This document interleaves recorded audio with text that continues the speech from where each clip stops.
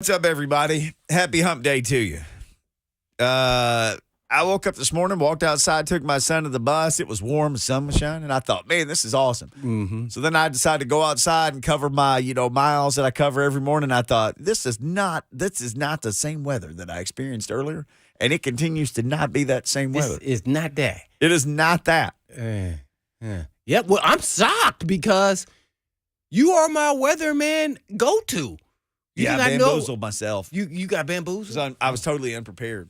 Yeah. So when I get ready to come to work, I'm like, I'm just going to wear a coat. Were you ice skiing like, our man Lucas here? Lucas. In Detroit or Ohio? Was it that cold or was it not that kind of cold? Not that kind of cold. I didn't spend a romantic encounter, in lovely Detroit, Michigan with somebody that I care about, unlike our own young man Lucas, who was Lucas, tell us about your ice skate. Yeah. He was living a Disney movie. Yeah, man. It was nice snow. Like, I feel like most of the time we get snow here, it's like death storm. Everybody go hide in your houses. Well, that's because they're unprepared. Absolutely. But it was like different that. It was from the that Midwest. Nice, like fluffy snow, and it's like 35 degrees. It's not that awful, like 18-degree weather. Like you can be outside with a jacket and some gloves and be fine. Yeah. So it was nice. Yeah. Well, how about you? You got to stop. You can't stop there. What about your skating? Prowess as being an ice skater now. I took some steps, some developmental steps as an ice skater over the weekend. At first, I was very much Bambi out there like I usually am, but that's the most time I've ever spent on an ice skating rink. We were out there for like an hour, maybe a little more, and I got pretty decent at it. Quads get a little sore? Yeah, my quads were a little sore the next day. I'm not going to lie. But I try to pick my feet up like you're running, which I don't think you're really supposed to do. Mm-hmm. So I only have like two modes, either just coasting like still or like going like way too fast. Is that your first time? Maybe a third or fourth time in my life. Okay, so you're a little familiar. Yeah. I'm still like first time type vibes. Yeah, I can't glide just casually. Can't do it. Oh, you guys should Just see like me. imagine bow-legged Lou out there, man. A lot of ice skating in Oh, Arkansas. I hold on to the rail. I hold on to the wall. Yeah. I can't do it yet. I can't do it. It took me a minute to get off. Former the wall. athlete can't ice skate.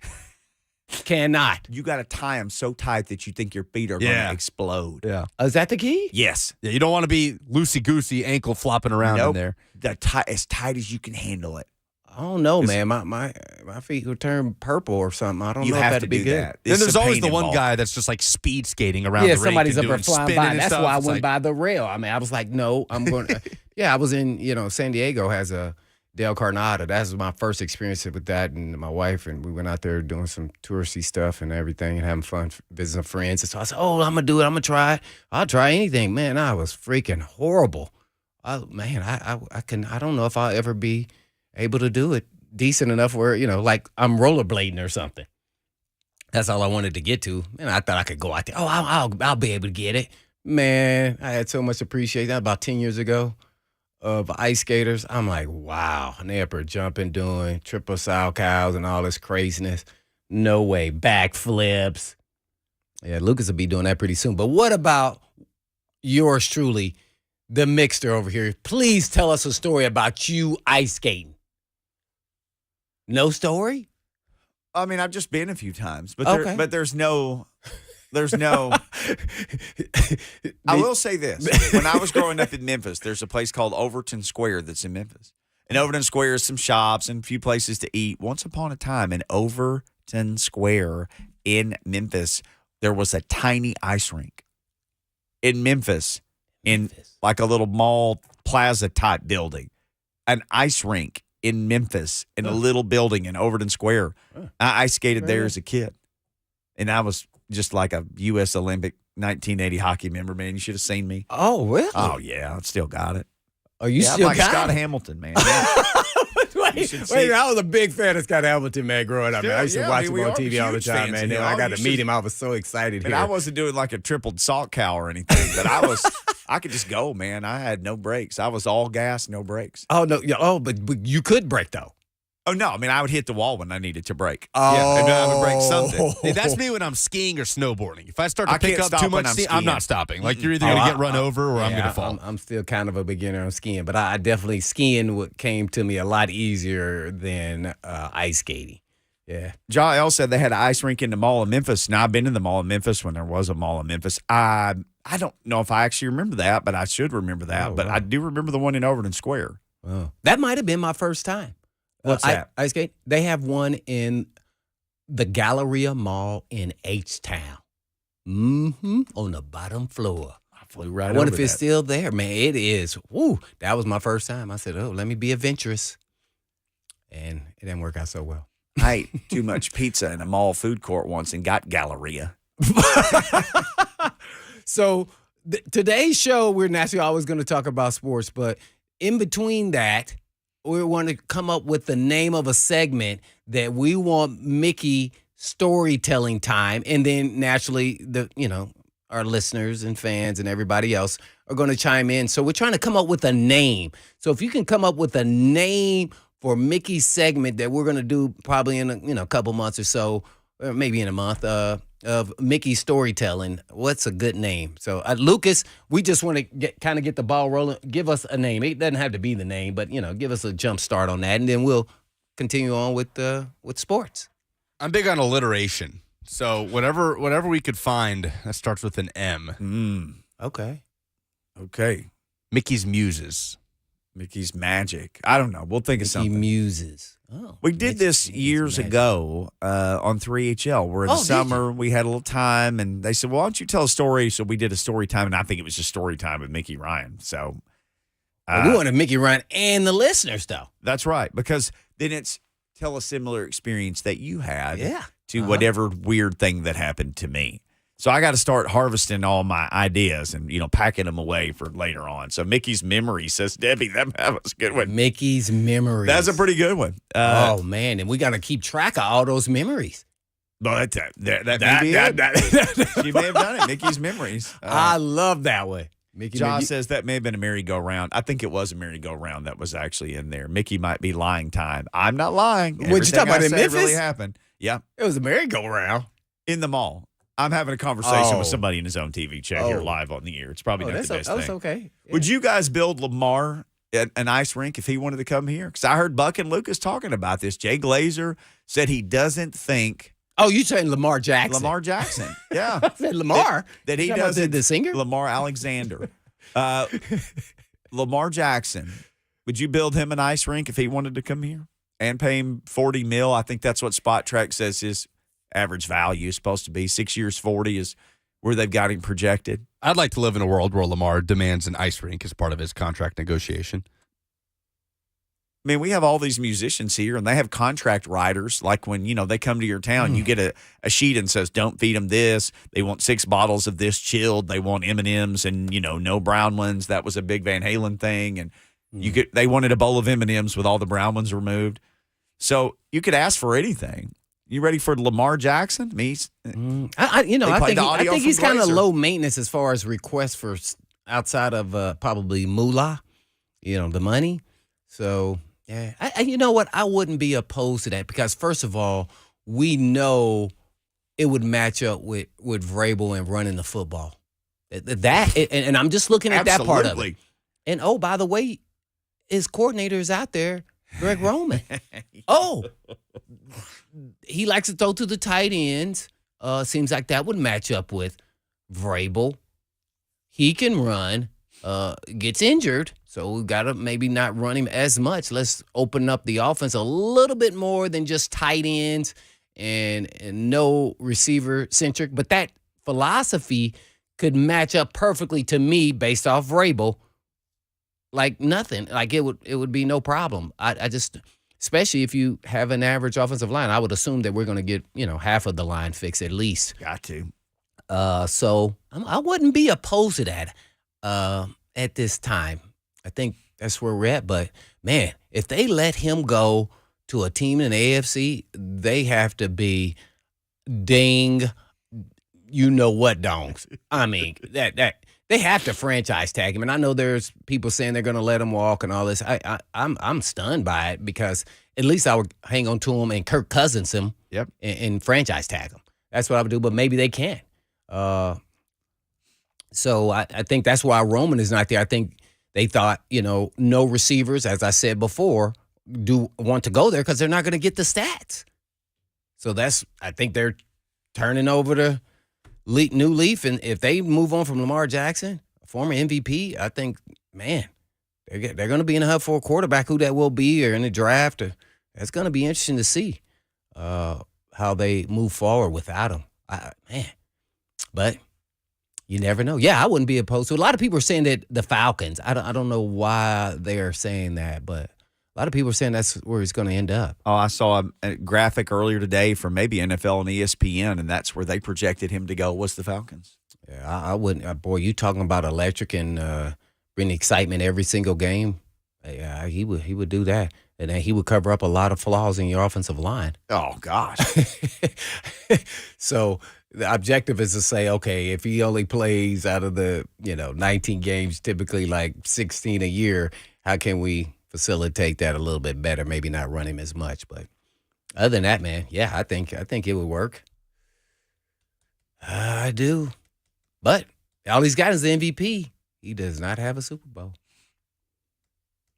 So it's hard to get a franchise quarterback, as I've discussed before. So I think he's somewhere there close to that, where all the chips are down, he can still put the team on his back. Mm-hmm. And that's, to me, a definition of a franchise quarterback. Remember the game against the Browns? It was it Monday Night Football or Thursday night? Or it was a night game when he had to poop. Remember he ran down the tunnel? Oh, yeah. And then he ran back out and did his business on the field. Allegedly. Allegedly. You don't run like that. I have stomach problems. I know what that looks. I know what it looks like when a man's got to poop. I looked in the mirror. I've seen that look. You're a hot mess. I know that look. My man ran, pooped, and then ran right back out on the field and then ran right on the Browns. So, I don't know. Mike in Nashville has a name for this Mickey segment. Let's take a phone call before we move on. Mike, thank you for calling. Well, thanks for having me, gang. Yes, sir. What you got? Appreciate you calling. Well, man, I, too, am a fan of alliteration, and I remember Mickey's Story Hour back in the day on 3HL, but I think Blaine and Mickey need Mickey's Madcap Memories. That's pretty good. I like Madcap Memories. Oh, Mickey's Madcap Make sure Memories. we're writing all these down, intern. Moments of mischief with Mickey. I'll see an Memories of intern in mischief. Eminem, Mickey's moments. People are circle time with Mickey Ryan. There you go. Yeah, but Mickey's keeping track of these, I'm sure. A lot of Mickey's memories. Yeah, we'll have a moment on Mickey's lap. I don't know. What? About that. I don't know about that. I thought it was going to say lab, but it said lab. Oh. My. Whoa. Yeah, I don't know about that. Oh, my. I'm not so sure about that one. Well, we'll keep working on that. All right, here's what we're going to do. We'll continue to think of story time names. John Brice, he's got some stories about all sorts of coaching moves in college football. Nick Saban's got vacancies and a raise for Josh Heupel and a raise for Danny White, which got announced today. So people getting paid and getting jobs, and we'll get to the bottom of all of it next with John Brice.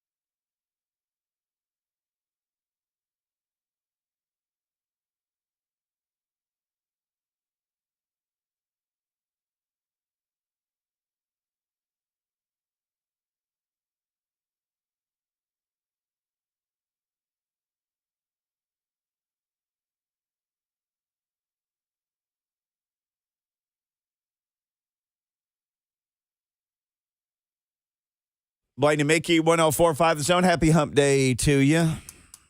I mean, it's cold here, but it's probably not South Bend, Indiana cold. We'll head up there now via the Mark Spain Real Estate Hotline. Talk to our buddy John Brice. Brice, what is the weather outside your window currently in beautiful South Bend, Indiana? You know what? I'll tweet a picture at you as soon as we hang up so that you can see how heavily it is snowing right now. So, no. We quite literally have 4 or 5 inches on the ground and are headed, I think, for 6 to 8 today. So anyway, yeah, plenty of snowfall here in the Bend and in the shadow of Touchdown Jesus. I like it. All right, let's just start with this. What in the world got so sideways with Ed Reed and Bethune-Cookman, and what do they do next?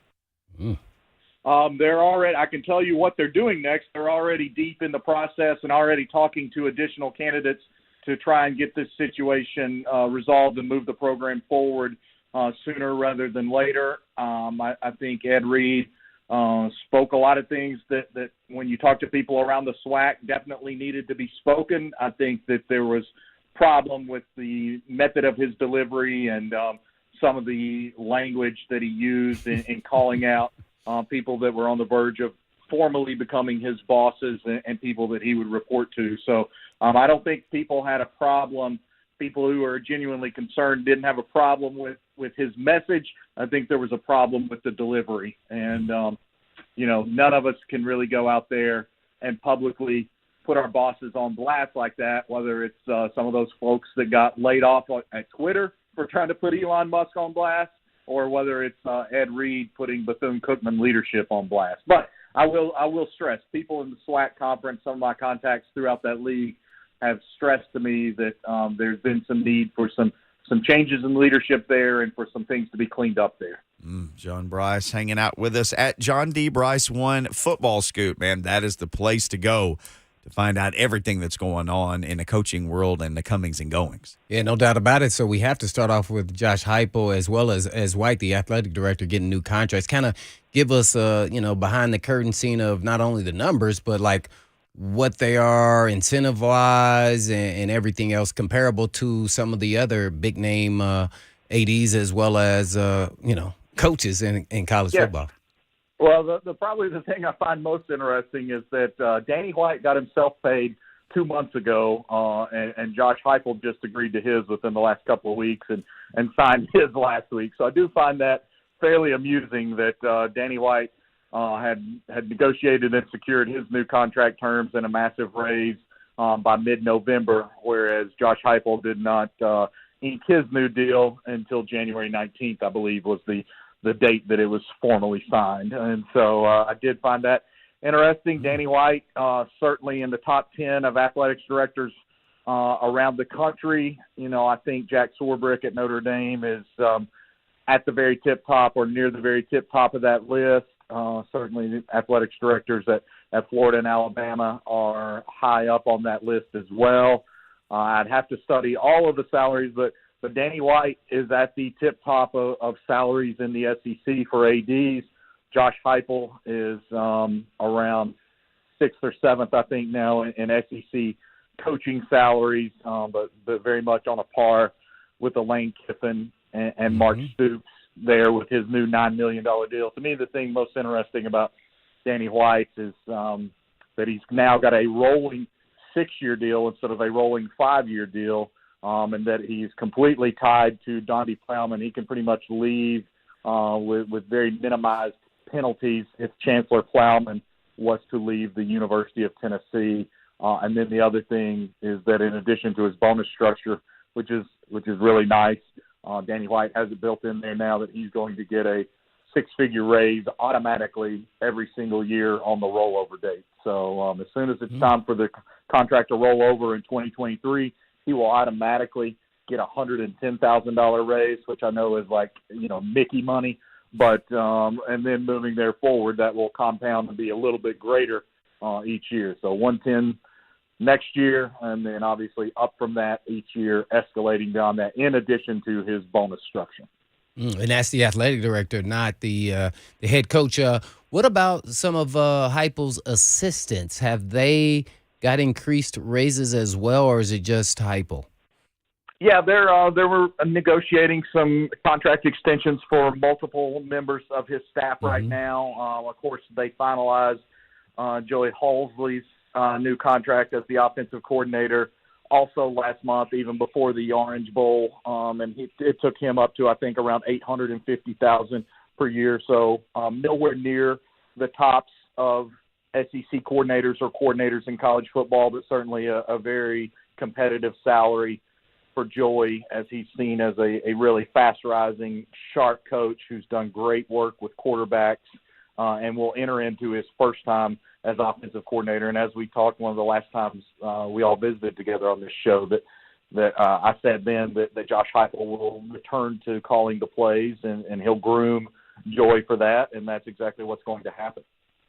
Well, naturally, now the best in the business, Coach Saban is without an OC and a DC. I guess who would you say are the top, candidates for both sides of the ball as coordinators for Alabama? He can go a number of directions defensively. He's got a veteran guy like Todd Grantham already on staff as a senior analyst. It's my understanding that they've already conducted a number of those in-house interviews, be it for a guy like Grantham or even Travaris Robinson, T-Rob, who's coordinated SEC defenses before. But Nick Saban's not going to be rushed by this. He's going to be very thorough. He targeted Austin Armstrong, a story that we first reported, to replace Pete Golding as Pete left for Ole Miss, and also to help replace Charles Kelly after Kelly left for the University of Colorado and Deion Sanders' staff. Armstrong has defensive coordinator experience. He's absolutely one of the best young defensive coaches coming up in the country. He's learned under Kirby Smart. He's learned under Dan Lanning, Will Hall. He's really got a tremendous runway in front of him. He's one of those next guys that will rise through the ranks and have a chance to be a head coach, in my opinion, in Austin Armstrong. Offensively, obviously, Jeff Lebby is a name that I think we've all heard. Certainly, I've heard his name consistently, even before the Bill O'Brien news was formalized this week. We'd been told last week that O'Brien's office was empty at the University of Alabama, and that it was just, formalities at that point in time. So Lebby is a name I would watch. Scott Frost is a name that I've heard to pay attention if Frost decides he wants to get back into college football and be another one of those guys that goes and rebuilds his career after a tough head coaching stint on Nick Saban's staff. So those are not the only names, but those are two of the more prominent names that I've heard. Jeff Scott is another guy who obviously coordinated some major offenses at Clemson. Once again, did not have a good run as the head coach at South Florida, which is why South Florida went and hired Tennessee's offensive coordinator, Alex Golesh. So those are where things stand right now, I believe, with the University of Alabama and Nick Saban.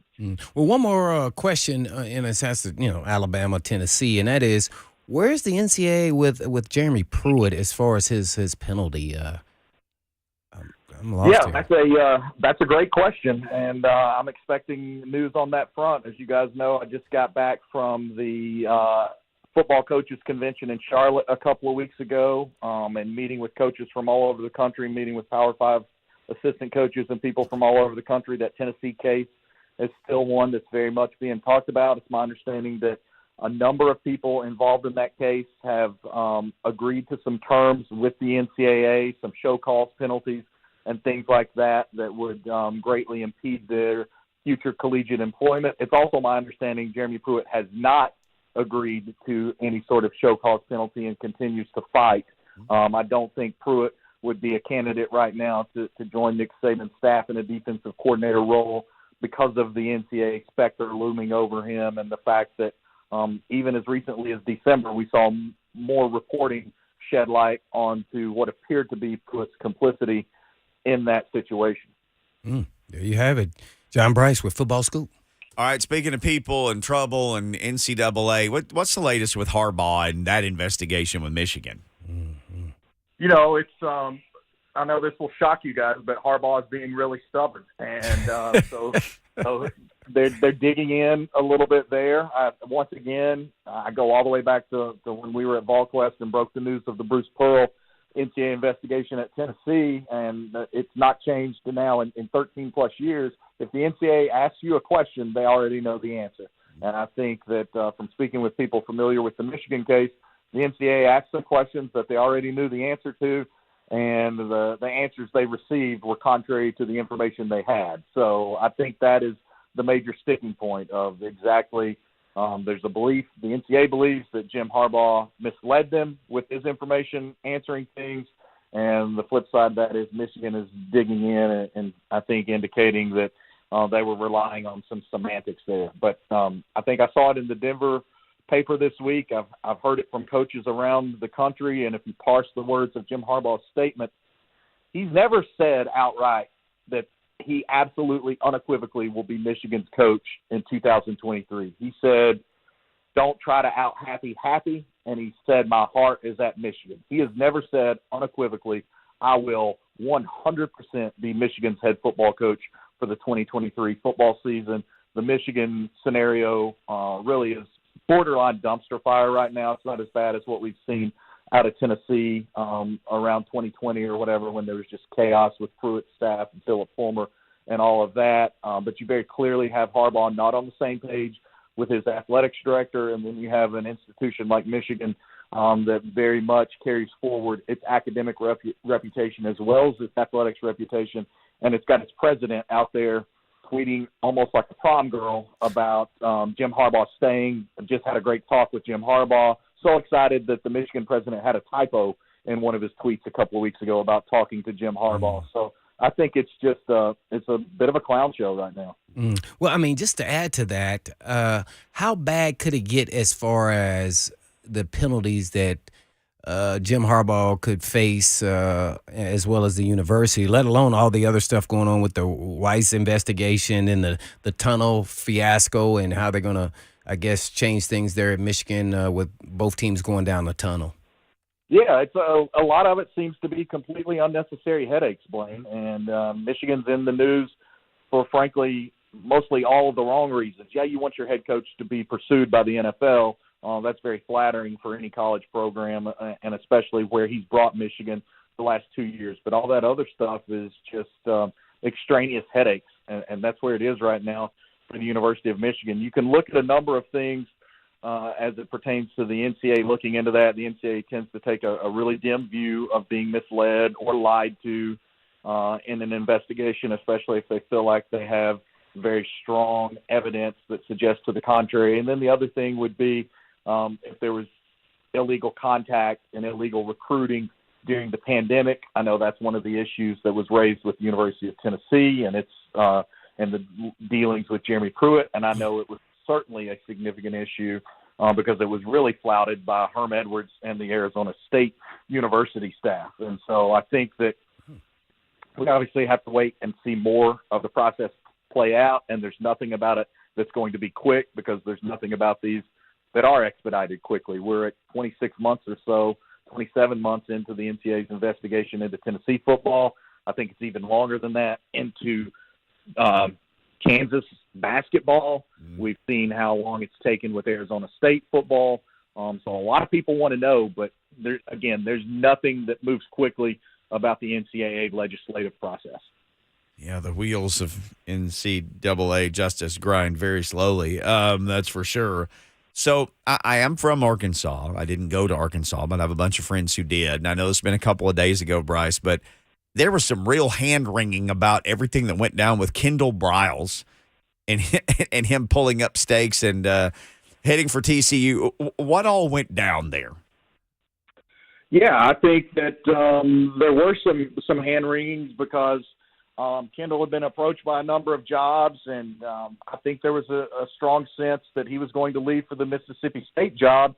And depending on who you talk to, there was a belief that Zach Arnett got tired of waiting around on Kendall Briles and ultimately opted to go another direction instead of waiting on Kendall Briles to make up his ultimate mind. And then Arkansas said, look, we want to keep you. And so Arkansas was prepared to give him a raise and keep him. And then Garrett Riley bolted for Clemson. It was a return home to his native state for Kendall Briles to go to TCU. And I think at that point in time, from speaking with people in the SEC and at Arkansas, there was a sense of, if you don't have both feet in, go ahead and get out. And I think that's how it played out. And we saw how quickly that the Sam Pittman move to bring in Dan Enos. He's the guy that should bring some stability there. Maybe Dan doesn't have the flash or the panache of a Kendall Briles, but he certainly has a lot of respect and a long career and some stability that I think, Sam Pittman was looking at, not wanting to sit here and be replacing an offensive coordinator and defensive coordinator every offseason. That's what he's just had to do at Arkansas with Barry Odom getting the UNLV head job and then Kendall Briles going to TCU. Yeah. John D. Brice 1 at John D. Brice 1 on Twitter. Football Scoop, just breaking it all down, everything for us right here. I only have one more question. Cumulus Media, who we work for, and Paul Mason accidentally overpaid me $1 million one week, and I said nothing. But Brian Kelly gets paid an extra $1 million. He goes, tells everybody. So how does that actually happen? All jokes aside, that did happen. Yeah, that's a great question. My first one would be, I am stunned that I didn't hear from you when you got that 1 week windfall. Right, exactly. I will be a little slower to respond to Lucas's text the next time, and he's such a good guy doing your bidding. And then the other thing is, when you get paid an extra $1 million at our levels, guys, it's a little it's a little harder to see it come and go. Whereas when you've got a nearly $100 million contract at LSU, then you're looking at 1%. It's a little bit different. So anyway, kudos to BK for making sure that clerical error was remedied. But man, that's a tough one. Well, I know Purdue. I know I'm from Indiana. I know a lot of people here may not care as much, but Purdue has finally finished with their staff lastly. Any notable guys there that will probably help them in recruiting more so than any others on the staff? I think that they've made some really good hires. They got the former TCU star and the defensive backs coach from Ole Miss. Cooper, I think, is his last name. I would expect him to be a really valuable force for Purdue on the recruiting trail. I think that I believe Noah Joseph is going to be the Purdue football GM. I think that's a really good hire, especially when you got a guy like Ryan Walters who's a rising star but a first-time head coach. You need somebody like Noah who's really buttoned up to help take some of the off-the-field stuff off of Ryan's shoulders. So, and then Graham Harrell obviously has been in some explosive offenses. Didn't work out precisely the way a lot of people had hoped it would for him at West Virginia or even before that at USC. But that's an interesting, compelling hire for Purdue moving forward as they transition under Ryan. Yeah. All right, on the way out, we are calling you. You are in South Bend, Indiana. How was the news of the upcoming retirement of Mike Bray received? Was it a surprise? Were there rumors? But he's stepping down at the end of the year.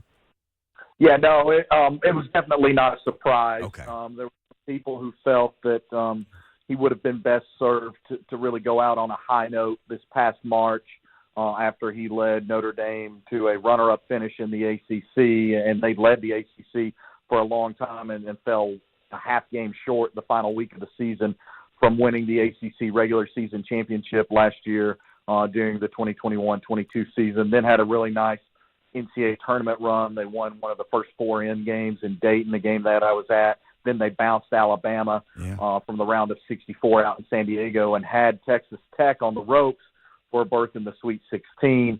So a lot of people thought Mike Bray might have gone out then. He came back and wanted to give it one more go, had a very veteran team, brought in a couple of nice younger pieces, but not enough depth there. And it's really been a lost season almost from November on. They had a really nice win against Michigan State in an ACC Big Ten Challenge game, and then you can't find anything remotely resembling a highlight for Notre Dame basketball other than that game this year. There you go. All the latest at John D. Brice 1. Follow him on Twitter. Football Scoop, anywhere you want to consume that. All the latest on everything to do with coaches, comings and goings, and more. John, thank you, man. Always great catching up with you. You can go shovel some snow now.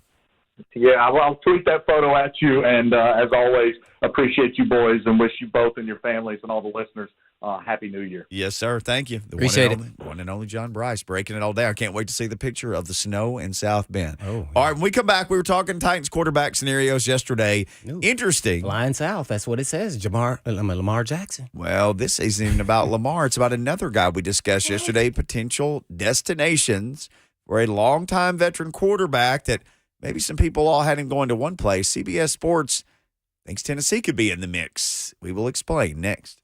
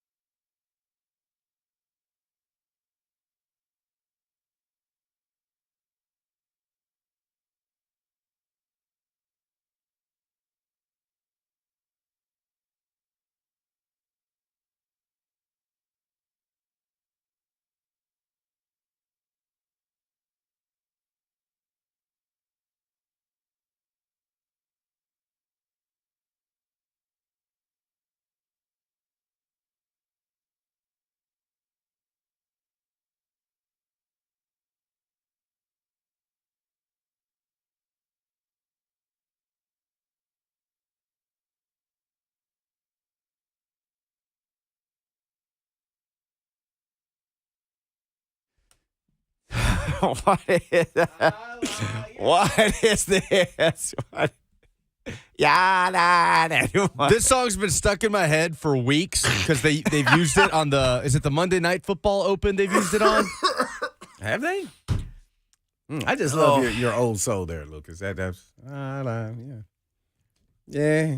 Well, my friend, the time has come. It's either Monday Night Football or some of ESPN's college football stuff that they've used that song, like a different a cover of that song. Okay, what do they say in the breakdown of that? No idea. Okay. I have no idea. Now, you guys would be better than me because I can't understand half what anybody's saying. Well, but there's like a breakdown where it's like, Yamma mimbe, but hey, mambo jumbo. What is all that? What is that? I don't know. I'm terrible at deciphering song lyrics. They're always saying something different than I thought they were. So, but you left us hanging on a nail. I did. Yeah. Here you are. You came back. Yeah, I'm coming back because it says executives right now that predict that Lamar Jackson is going to the Falcons. Everybody, ESPN is like, whoa. They doing a whole segment on Lamar that he's going to go. Why the Falcons? Does Arthur Smith have some man crush on him that he told, Jeremy Fowler or something? Or when they played him, he understood how much of a problem he was, and he wants to give those problems to everybody else. Yeah, it'd be fun to have his problems on your team, meaning like giving other teams problems while he played for yours. There's a whole article on CBS about where Aaron Rodgers might land. 9 logical spots. So you can roll number 9 Seahawks, although Geno may get, comeback player of the year. 49ers, would they bring him over there? They're mentioned. Buccaneers, they need a quarterback bad. Dolphins, who knows what's going to happen with Tua? Command Skins, that whole thing is just on fire. Patriots, maybe Mac Jones isn't the Big Mac they thought they had ordered. You get down to number 3, though, Tennessee Titans. We're talking about just a prospect. We got into this yesterday. Would you rather have him? Yeah, but that's because they're rumored he's on the list with the Titans. I'm like, was it $58 million? So you have to redo that contract. So this is what it says. Ryan Tannehill does his job well for a team that never dies, but he's owed more than even Rodgers in 2023. How's that? I don't know. I know Rodgers has some big numbers on his contract, but maybe the Packers would absorb some of this if he left. It says A-Rod loves him some Mike Vrabel, who's yet to feature a superstar quarterback despite a proven track record of postseason contention. LaFleur, who's their coach, sprouted from this organization. Rodgers would surely benefit from an offense that leans heavily, really heavily, on the bruising legs of Derrick Henry, not to mention an annually open division. It helps that Tennessee isn't necessarily well-positioned to land a top quarterback prospect in the draft. Aaron Rodgers. This is not going to die. I try to tell you. Everybody had him on the Jets by the end of the day. I think this is leveraging to go to the Jets. I just don't see him coming to. First of all, I'll make sure I'm checking his hand, whatever finger that was messed up, because sometimes he looked like Aaron Rodgers throwing the ball, and I'm talking about when he played the Titans. I didn't watch him a lot besides that time where I was zoomed in on him, and sometimes he looked like, how'd you miss that pass? And you throwing the other one, backpedaling on a dime. Right where the deep, it was just amazing. Like, wait a minute now. And so then you come to find out, what was it? Whatever injury he had, like it's like your finger on his throwing hand is like almost torn off, like some portion of that finger. So I want to make sure that that's healed and it won't affect his throwing at all. And I think he got it from when he hit somebody's helmet and he kept playing through it. But I don't understand this. He has a good relationship with Mike Vrabel. I don't know where that started. Maybe he does, but I don't see someone with a huge ego like Aaron Rodgers matching up with Vrabel. I just don't. I don't see it. Not unless there was a previous working relationship, and I don't know where that came from. Maybe it is. I just don't see it. He's kind of a diva, if you want to give it that. He's the smartest guy in the room. Especially when he's talking to the media. Like, here's a good example. He was like, well, the grass is, people say the grass isn't always greener on the other side. His answer was, but if you water the grass the right way, it will be. Or something to that effect. So that's the type of person you deal with. Remember, I kept hinting at this throughout the season earlier on. that I didn't like his leadership skills. Mm-hmm. And the reason why I say that is because some things aren't said publicly when he was kind of throwing his receivers under the bus, young receivers that he's going to need. And I said, I would have never done that. And you don't do that. And, oh, by the way, you weren't there at training camp. You weren't, the mini camps and everything else to help build that relationship. So you don't know them. And they're younger players, different generation of players where you got to, have, I guess, speak a little bit differently and their feelings or emotions, everything else, they get involved with social media and everything else that he's saying to the media. So I thought he made a misstep. He tried to correct it down the road, but it was too late to me. I think the damage was done. So I think he's kind of an old school guy, and he, he just wants to be on a team that has a chance, and I say chance, to go far in the playoffs, and I only can say that because nobody's guaranteed going to a Super Bowl. So that's not the Titans. None of these things match up to the Titans to me. Mm-hmm. Nothing. So people keep saying it, so it's coming from somewhere. And so I don't know if that's to leverage him to go somewhere else, or we can go back into him building a house here and everything. That means nothing. I mean, a lot of people don't live where they play. So I'm interested. That one doesn't make any sense to me.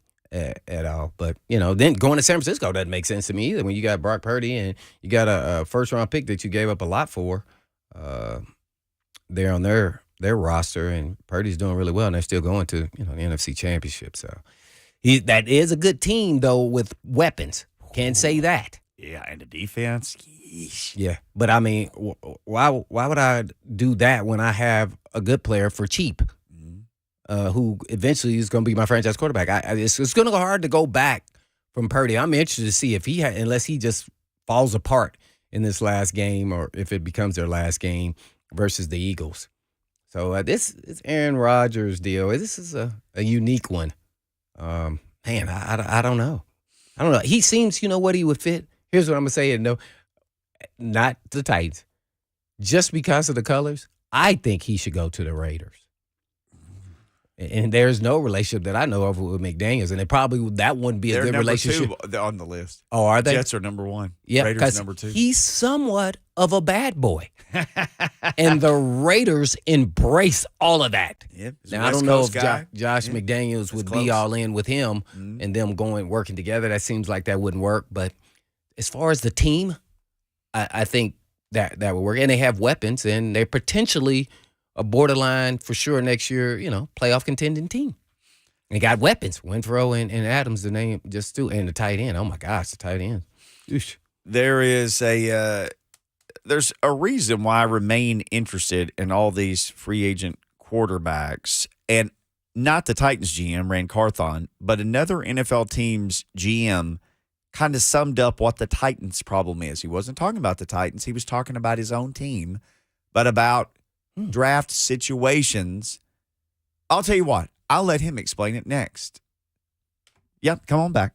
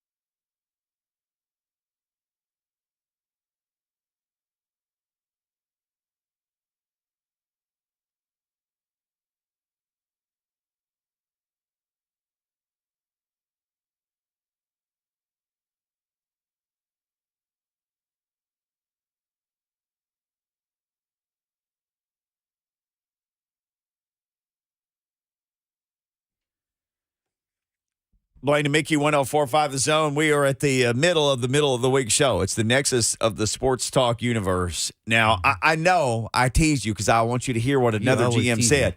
But this isn't like breaking news sounder. We don't need breaking news. This is not breaking news. Oh, LeBron James has put up 40 points on every team in the NBA, all 30 teams? That is the thing that's apparently happened. That was the breaking news. Okay. First player in NBA history, 40 against all 30 teams. NBA franchise. Look, man. I can't believe somebody's going to pass Kareem as far as the most points scored, man. I'm in the same uniform. I'm a Michael Jordan guy. I lived when Michael Jordan was doing his thing. I will always think Michael Jordan was the best. But anybody who disparaged LeBron, LeBron is an all-timer. Yeah. He doesn't have to be better than Jordan or Kobe or whomever in your book. LeBron is LeBron. And physically, they were showing some LeBron highlights. This is a defensive end who can play point guard. Mm-hmm. He's the size of a defensive end. Mm-hmm. And then he can do things that point guards do. Yeah. What? He can play in the post. He can do everything. Yeah, I watched that game last night versus Clips. So that was my first NBA kind of sit down and watch. Because I love me some Kawhi. I love his demeanor, how he's quiet. Just the whole deal. And I think he scored the first 8 or 9 points of this game, Kawhi Leonard. I was like, yep, there you go. He's back. Because it's been like a couple years since the ACL tear. But, yeah. LeBron's a special player. The way he played defense on people. He's a top 5 all time. I mean, there's always going to be a debate between him and MJ. People in different eras, as we were in the same era, I'm always be an MJ guy. But it's hard to defy that LeBron James is probably the only player that you could say could compete with MJ. I'm a big Kobe Bryant guy, too. And to me, that's the player that was more like MJ as far as personality and play. So that's kind of my top 3 right there.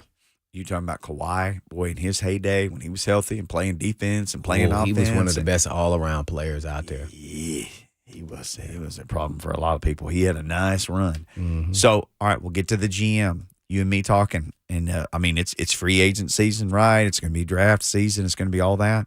What tight end were you telling me? Boy, I wish he was a free agent. Oh, Hurst. I love me some Hurst. Guess who's a free agent? Hurst. He only signed a 1-year deal with the Bengals.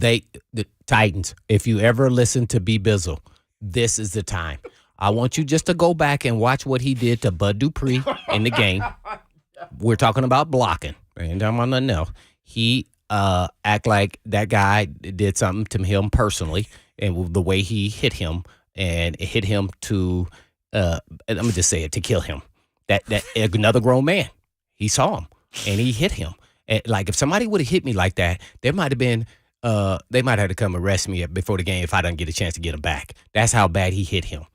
And by the way, that means he's got the killer instinct mentality, and that means he's an all-around player. I like versatile all-around players. I don't like one-dimensional players. So then we see what he has done in the passing game. Hey, Hurst is the real deal. Hey man, you bring him in. The tight end situation, you can keep Chig doing what he's doing, motion and all this. This guy can play online, in the backfield, Hurst. He can motion and crack back on D tackles. I've seen him do it all. So I don't know what everybody else is looking at. And then would just flex on people. I was like, whoa, man, how come I don't know this? Like, how come I don't know this guy's this good? So maybe he was doing that with the Ravens, I'm sure, but it was real clear that he is doing. I doubt if they let him get away, but eventually, at some point, they got to play, Higgins and Chase and everything. So I don't, and let alone their quarterback. So yep. So he may be available. Man, go sign him, please. Whoever, run to this dude and say, hey, what are you thinking, agent? I don't even know who his agent is, but I like what I saw there as a multifaceted tight end. There was nothing that he couldn't do. He can split out, run routes. Yeah, I gotta have him. Hey, I pay him $10 million a year. Everybody going, oh, we need others. Yeah, yeah, we do. But you know what he made this year for the Bengals? He was on a 1-year deal, probably $5 million. Lower 3. 3.5. They got that for 3.5. That dude's about to play for trip to the Super Bowl. Yeah. Boy. And then you ready to do some shopping. That's your guy right there. Yeah. I got to have him. And people are like, we need a wide receiver. Well, I don't know if too many safeties, linebackers, or nickels that can cover this dude. He'll run over the little nickel, guy my size. He'll push him down. He'll go block the defensive end and deplete him. And he'll go out there and make catches in critical situations. I mean, there hasn't been a time I watched the Bengals and he stands out along with their other weapons, Higgins, but he's right there with them. This is his second most productive year of his career. 52 catches, 414 yards, and 2 touchdowns. Right. Now, it was going to be a second, obviously, going into the season, I would assume, because of the quarterback.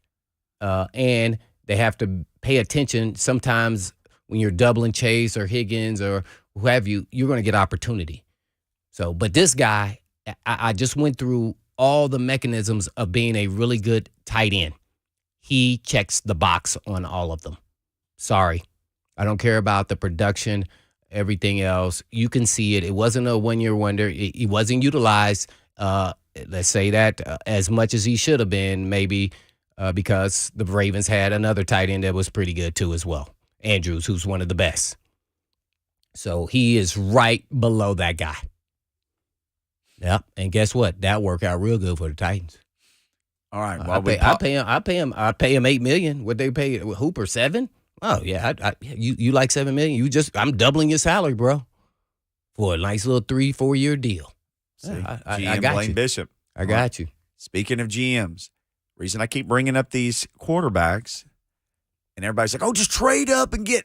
It takes a lot of draft capital, and the Titans need a lot of different people. They have multiple needs at multiple positions. They can't be very well just giving away a bunch of draft picks to get to number one. So that's why I'm thinking, okay, what veteran quarterback?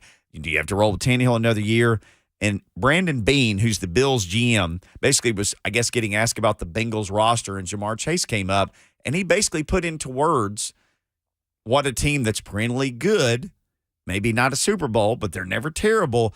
This is what plagues teams that never have a terrible year. This is Brandon Beane talking about this very thing. No, they have a good team. I mean, they right now are on the advantage of a rookie quarterback contract.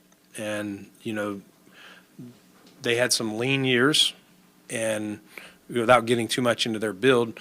And, I don't want to suck bad enough to have to get Jamar Chase. Like, he's a heck of a talent. I'd love to have him, but you gotta go through some lean years to do that. And they were able to get Burrow at 1, and I don't remember where Chase was drafted, but it was pretty high. And those guys are on their rookie deals. We're paying Stephon Diggs a pretty hefty number. We're paying Josh Allen a pretty hefty number. So there is the constraints of the cap, but they have a really good team, and they got some good young players. See, he encapsulates everything there because I was looking at a mock draft today. It had all the top 4 quarterbacks in the draft being gone before the Titans take one at number 11. Even had Richardson at 8 or 9, I think, and Levis before him, and Stroud before him, and Young before him. The Titans had their chance. They were bad. They had a number 2 pick. They got Mariota.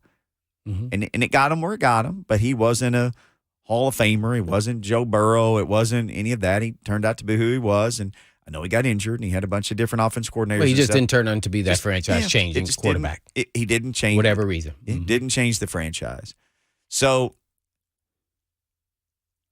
if you can't stink to that level or suck to that level, like Bean said, you got to figure out other ways to do it. Now, kudos to John Robinson because he pulled a rabbit out of his hat with Tannehill. Yep, he did. And would he give up a 4th or 5th? Right? What was that? 4th or 5th. Yeah, it was kicking teas and like a bottle of Gatorade. And didn't the Dolphins still have to pay a bunch of his contract? They paid some of his salary, even to get him. And that year, that's one of the most efficient quarterback years anybody's ever had in the NFL for the 10 games that he started. Yeah. After that, it's the best year that he ever had by every metric. It was unbelievable. Yeah, I would go on Dolphins radio show, and they would laugh at me because I said Tannehill looked incredible. They'd be like, "Oh, he was horrible here." I was like, "No, he did not look like that." I said, "I'm just telling you I'm just based off what I saw this season with the Titans. He looked like, with the right pieces, he could be a daggone really good. I'm not gonna go as far as franchise quarterback, but I could say He can be a really good quarterback and potentially a Pro Bowl quarterback. And that's exactly what he became. So if they put the pieces around, I think that's where you're going. Do you wait one more year and try to get the pieces? There's multiple ways you can go about this. They could go say, guess what? We're going to go get our quarterback. If they really like one in this draft, trade up, give up some capital.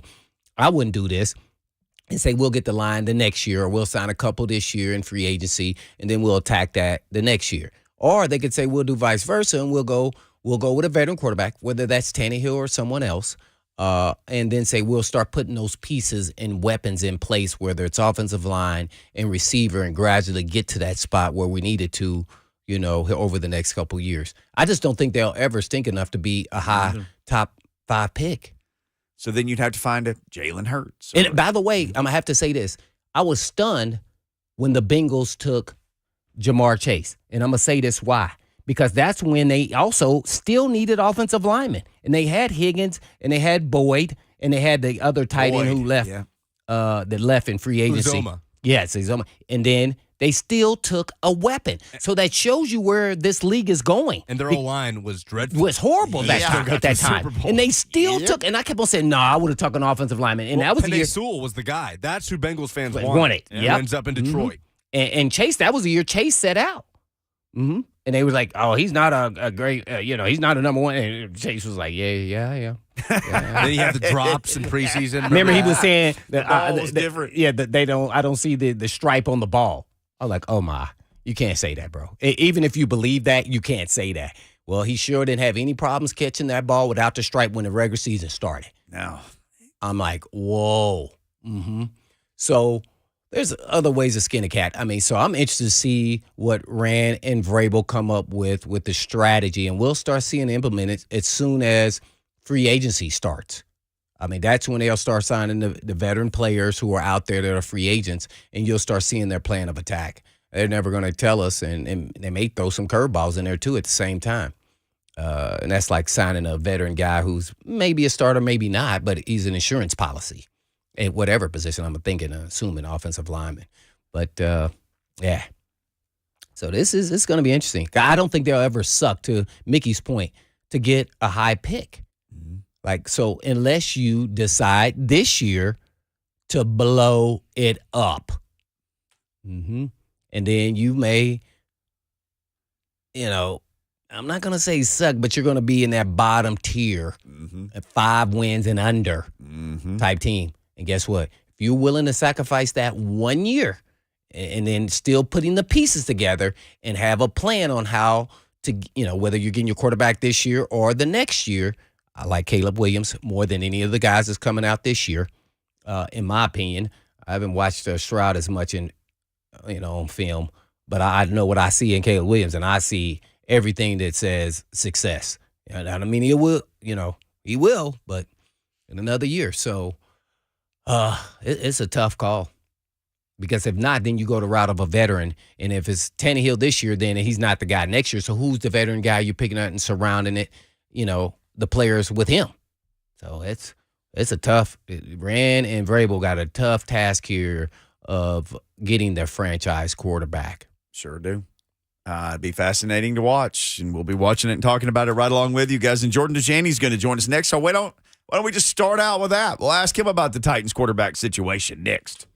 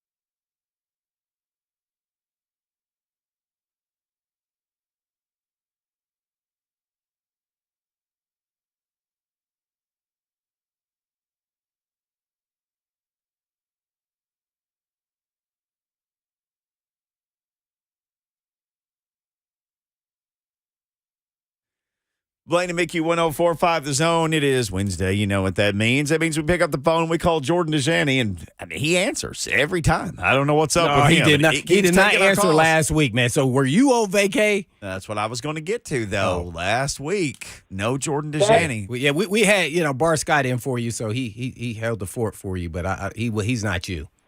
I appreciate Bart Scott for filling in for me. Appreciate you guys. Yeah, I was traveling back to Music City from North Carolina. I appreciate you guys giving me a week off. But I'm back in Nashville and ready to talk some NFL with my two favorite guys. Well, let's just appreciate you. Yeah, man. Of course, we appreciate you. You're our guy, JD. So let's just get into this. Okay, we'll start with Rand Carthon, and most people are saying, well, his first order of business is what do you do with the quarterback? So let's start with this. Your impressions of Rand Carthon. He's been hired. He's spoken, but we haven't spoken to you since. Your impressions on all of that. Yeah, so I'm glad you gave me the opportunity. I can't really wax poetic about GM prospects, but what I can wax poetic about is how well the 49ers organization is run from top to bottom. I think that's something every NFL fan realizes. And I compare this hire to plucking a branch from the Sean McVay coaching tree, except it's the front office. And I would argue I'm more excited about this hire as opposed to hiring a McVay assistant coach for a coordinator or something. I mean, Carthon has studied at the best quote-unquote university of football. He was also a former director of pro personnel, which is an important position. I won't call it a prerequisite to GM candidacy, but it's definitely a position that puts an emphasis on scouting, compiling a roster. I was impressed with his initial interview. And, yeah, I mean, if we were to talk about the quarterback position for a second, I do think that's the first order of business because it is the most important position in football, and also you're going to have an opportunity to branch out elsewhere if you want to move on from Ryan Tannehill. Now, I've always maintained that the Titans need to explore different avenues just to see what's out there in terms of the market, what some of these quarterbacks may be going for, what kind of trade value some other quarterbacks may be expecting in return with their respective franchises. But I will say this.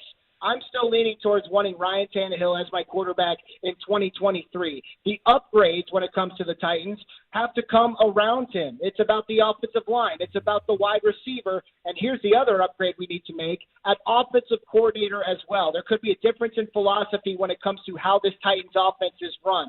I think Ryan Tannehill is a very decent quarterback. I won't put him up there in the top 5 or anything, but he's someone who's going to find success and historically has done so when everything around him is working well as well. Jordan Dajani just telling it to us at Jordan Dajani on Twitter, CBSSports.com. Well, the league is built, every franchise around its quarterback, and they're the superstars of this league. But where are these old superstars going to end up, if anywhere? And that's TB12 as well as Aaron Rodgers. Yeah, it's tough. And, I was looking at this quarterback carousel, and my opinions have kind of changed over the past few weeks on it. It could be really interesting or it could be an absolute dud, as we've seen kind of in years past. When we look at Tom Brady, for example, I think he's someone who is going to explore different situations outside of the Buccaneers. We've heard a lot about the Las Vegas Raiders being in the running for him, and I think that was actually my bold prediction that I wrote a couple of weeks ago. It's kind of interesting that that's actually picked up some momentum, so I'll stick with that. I think the Raiders are definitely a team that we should keep an eye on when it comes to the GOAT, Tom Brady. Now, as for the other GOAT, Aaron Rodgers, the former 2-time in a row MVP, I got to say this. We saw the report come out this past weekend about it being a very real possibility he could be traded. Yes, that's very true, but if I had to put my money down, I think that one of two things happens. I think he either returns to the Green Bay Packers with a pay cut for 2023, or I think he decides to hang up the cleats and retire from the NFL forever. I think those are the top two opinions in my mind. And those, of course, Tom Brady and Aaron Rodgers are the top two quarterbacks that everyone's going to have an eye on over the next few months. Well, let's stick with the quarterbacks. And, the big discussion is what's going to happen. We're hearing reports of Lamar Jackson. Maybe they let him walk. I mean, man, wow, that's kind of unbelievable. But tell us if you think that's true and where do you think possibly would be a good fit? They're saying Atlanta. I'm not sure. Yeah, I don't think they're going to let him walk. I think that's crazy talk. I mean, if anyone watched the press conference between the GM and the head coach, a week or two ago, Right. They're very they're very convinced that he's going to be in the fold moving forward, and that they're confident that a deal could get done. Now, I don't know how confident I am that a deal will get done. I think that a franchise tag is probably in the future for Lamar Jackson. But then the conversation comes down to the exclusive franchise tag versus the non-exclusive franchise tag. The exclusive will pay him more money, and then the Ravens will be able to completely control his rights. But a non-exclusive tag, I believe, is a lower price, and other teams can present contracts to Jackson. But if they strike a deal, if it's the Atlanta Falcons per se, I think that's 2 first-round picks being sent back to Baltimore. But again, I think that the exclusive franchise tag is more likely. I really do believe the Ravens are absolutely sold on Lamar Jackson as a franchise quarterback. They're going to have to be creative in a way to find a contract that is going to satisfy both sides. And again, I think the franchise tag is most likely. But no, listen, this offseason is going to be dramatic for the Ravens, right? We're going to continue to see these headlines for months to come. But I'm not biting on it just yet. I think Lamar Jackson is going to stay in the fold. Well, one last question on quarterbacks, and that is, I think Herbert and Burrows are maybe up for extensions maybe. What realm of salary do you think they'll be at if that does happen and they get deals done here sooner than later? Yeah, it's a good question because there's a lot of different elements to this inquiry. I mean, obviously we look at AAV when it comes to the highest paid quarterbacks, and I don't have it up in front of me. I don't know who it is right now, but there's other parts of a contract, of course, and I think that all NFL teams, including the Ravens, like we're talking about, really have to get creative to the kind of deals that they're going to offer these quarterbacks, whether that's signing bonus, whether it's total guaranteed, whether it's fully guaranteed. And, of course, Deshaun Watson has kind of ruined the entire quarterback market with that contract being completely guaranteed, whatever it was, $263 million or something ridiculous. All quarterbacks are going to be looking to that as kind of the benchmark. But at the same time, I don't think that every single extension that's going to come down the wire is going to be fully guaranteed. I think that there's ways monetarily to, I don't want to say work around that, but present different kind of offers for some of these young quarterbacks. So I don't know what that's going to look like, but I'm very interested to see. There you have it. Jordan Dajani, NFL writer for CBS Sports. So 9 teams are looking for an OC right now. Bill O'Brien goes back to New England and everything old is new again there. But is there anybody that you like for the Titans? And I asked that, JD, knowing it's really been a pretty quiet search, pretty quiet.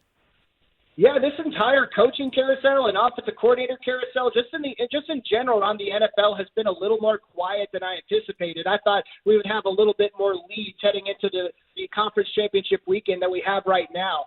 I mean, I brought up 2 guys, I believe, in the past. One guy is, I think his name's Brian Johnson. That's the Eagles quarterbacks coach. He was actually the offensive coordinator at Florida in 2020, and he's working as an assistant, obviously, in the NFL now. He's going to be a prime candidate to be promoted from QB's coach to offensive coordinator with Philly if Shane Steichen decides to leave for a head coaching gig. But he's somebody who would be high on my power rankings if I was power ranking offensive coordinator prospects. The other guy that I'm going to continue to bring up is Joe Brady, the Bills quarterbacks coach. He's gotten a couple of interviews as well. I think, I feel like opinions kind of differ on him. Some may view him as more of a flyer, while I view him as somebody who's going to be around in the NFL for a long time to come. He's somebody I would keep an eye on. And then the other guy, I think that the Titans actually requested to talk to him, the offensive coordinator for the Denver Broncos. I don't know how to pronounce his last name, Justin Alton. But it was interesting because the report said it was for an interview for a position on the offensive staff. It didn't specifically say offensive coordinator. So that kind of surprised me just a little bit. But here's the thing about him. What stood out about Justin Alton was he was third in line to call plays for Denver this year. And Russell Wilson actually looked okay when he took over at the end of the regular season. So I know that Broncos fans don't really have too negative feelings on him. So there's options out there for offensive coordinator, and I'm excited to see what Tennessee lands on. Jordan Dajani, our guest. I wanted to ask you this. Were you the one who called that final play for Dallas that had Zeke playing center and got him trucked? Oh, my goodness, man. It's just crazy, especially considering how the season ended last year, right? Against the 49ers, a boneheaded play call. And it's like the Cowboys decided to up the ante with what they were doing. But I will say this.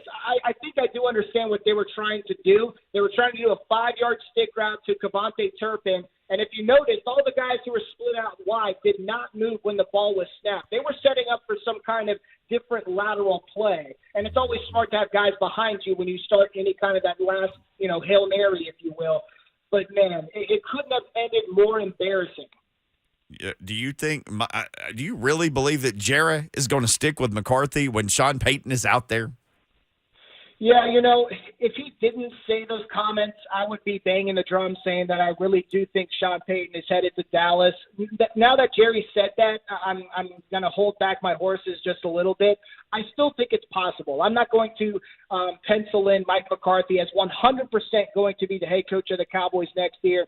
As you mentioned, especially with Sean Payton out there. And there's been some weird Payton rumors, right? There's no favorite to land him right now. It seems like it's 50-50 that he even returns going back to Fox and just again sits out the 2023 season. Maybe things start really ramping up here over the next few weeks. Well, we'll see. Jordan Dajani will be covering it all for us at Jordan Dajani on Twitter. Well, it seems like Dayball with the Giants is the quarterback whisperer. He's got Daniel Jones, not throwing very many interceptions, and all of a sudden he leaves Buffalo, and now Allen's throwing interceptions. So I'm interested to see if Daniel Jones is back as well as Shaq, or do you think one or the other is maybe gone? Yeah. Hey, first of all, how about that? Didn't I tell you guys that the Giants were going to upset the Vikings on Super Wild Card Weekend? Hope you guys made some money on that. But, yeah, of course, they fell flat on their face against the juggernaut Philadelphia Eagles. Now, when it comes to their future, I think that the Giants are definitely better suited to keep both in the fold. I think the franchise tag is going to be something that's discussed for one of these players.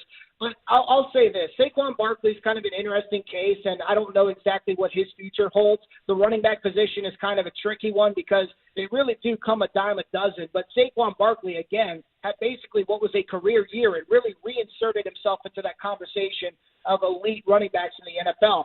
But Daniel Jones is the one that I'm more convinced needs to stay in the fold. And listen, I don't think that he's Josh Allen or Joe Burrow or anything, but as I've mentioned before, I think at the very least he has earned the opportunity to be the Giants quarterback in 2023, no matter if that's an extension, no matter if that's a franchise tag, short-term deal, whatever it may be. Brian Dable, as you mentioned, is an up-and-coming star head coach in the NFL. He's somebody who has a lot of experience working and developing quarterbacks, and Giants fans have every reason to be optimistic that Daniel Jones can continue to take another step forward in 2023. Having that consistency at the most important position in football with a young guy is very, very important. So I think Daniel Jones is definitely going to be back in the fold. He's going to be the quarterback at least for 2023. I guess lastly for me, 49ers, Eagles, and the AFC Championship, Bengals, Chiefs. I guess explain who's going to win and why. Man, I'm excited. Here's a couple of stats for you. Jalen Hurts of the Eagles led the NFL in completion percentage, passing touchdowns, and passer rating on throws that went 25 or more yards downfield. The 49ers defense, even though they're the number one unit in the NFL, their defense ranks bottom 5 in all of those categories that I just listed. I think that this is a true matchup of one of the best offenses versus one of the best defenses in the NFL. But here's the thing. The Eagles had the number 2 defense in the NFL behind the 49ers this year. All in all, they are the more well-rounded team. They're going to get pressure on Brock Purdy, who had a 39.6 passer rating versus the Cowboys when he was under duress.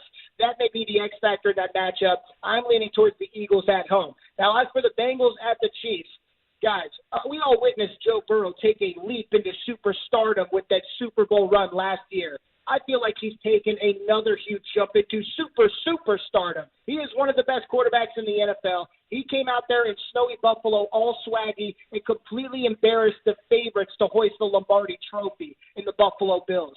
I like the Bengals in this matchup. The fact that Patrick Mahomes is dealing with that high ankle sprain, the pass rush is going to be an X factor in this matchup against Mahomes. This Bengals defense as well has been playing very, very well. DJ Reader had a team high and a career high 5 pressures against the Bills. Mike Hilton, who is a dog, had 4 pressures, which was the most by any defensive back this postseason. I like the Bengals and the Eagles to meet in the Super Bowl this year. Combine it into Beagles. You heard it here first. Jordan Dajani. Jordan, thank you, man. At Jordan Dajani on Twitter for the latest there from you. And, of course, anywhere people want to check things out with CBSSports.com, including, I say this all the time, unbelievable draft coverage. And we are there in that season now, especially with teams like the Titans who are no longer playing. everybody needs to get to CBSSports.com. Absolutely. Thanks, guys. Yes, sir. The one Appreciate and it. only Jordan Dajani back with us this week. Okay, when we come back, it's an interesting story about something that how do I say it? Football fans will hate it, but cities like Nashville will love it. I'll explain it next. Yeah.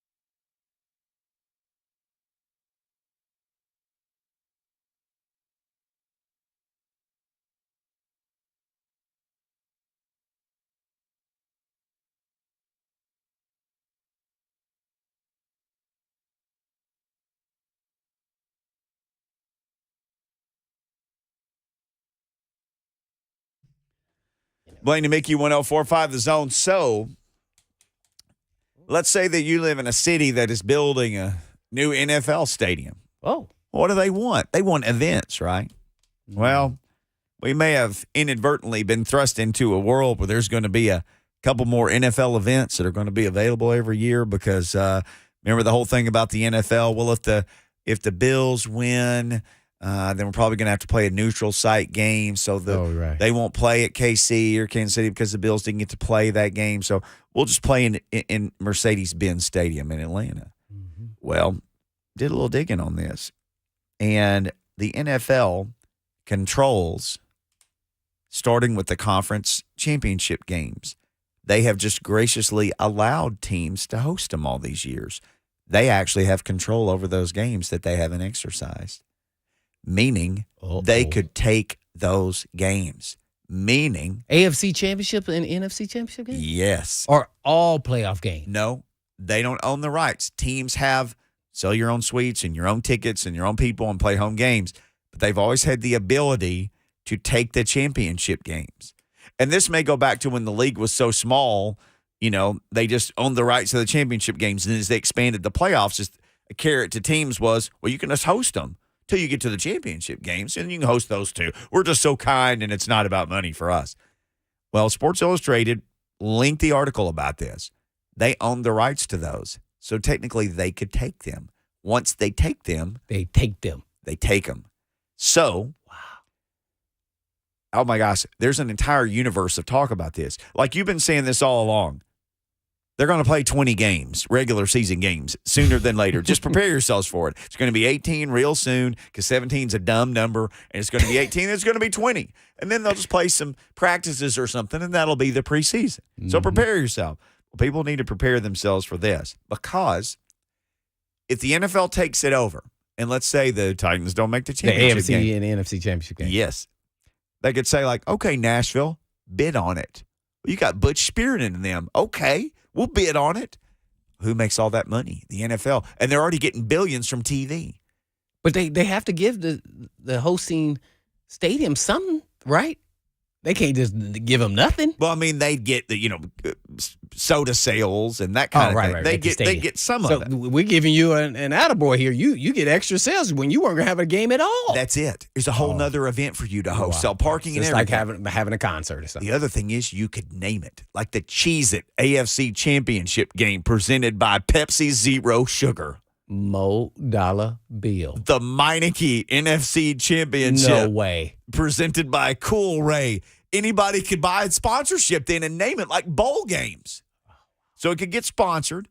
So cities would be bidding on it. And here's the other thing. These guys are machine money makers. The NFL, because they own those games, and this is all Sports Illustrated, they could sell all the suites and all the tickets because it's their game. They could sell the suites and the tickets. Because you think about it right now, if the Titans were going to play this week in the AFC Championship game, things had gone last year like we all wanted them to go, well, the Titans would be selling all the tickets, right? If you wanted tickets and you were the Chiefs or it wouldn't have been the Bengals because we know that, whoever they were going to play that was going to come here because they had it all in front of them, Titans sell those tickets. The NFL could take the tickets and the suites and sell it all. Oh, you want a suite to the game in the new Titan Stadium? Well, that's $250,000. Whatever they want to, that's $100,000. Whatever they want to charge. Oh man, somebody is going to go back to the CBA and be like, we need to make an addendum here for this next CBA because this cannot happen. We earned the right to host a game, and you guys own it. No way, no how. And the guy... Oh, some of these owners going to get perturbed. Albert Breer was the guy who wrote it. Breer even said this. The thought of it is AFC stadium cities could bid to host the NFC games, and NFC stadium cities could bid to host the AFC games. So that way everybody gets to even see different stuff in their city. Oh. So think about it. The Meineke NFC Championship game presented by Cheez-It played here in January of 2027, 28. And what else are they saying in this article about how people feel about this? Did they get any quotes from any owners? They did a poll, and 85% of fans hate it.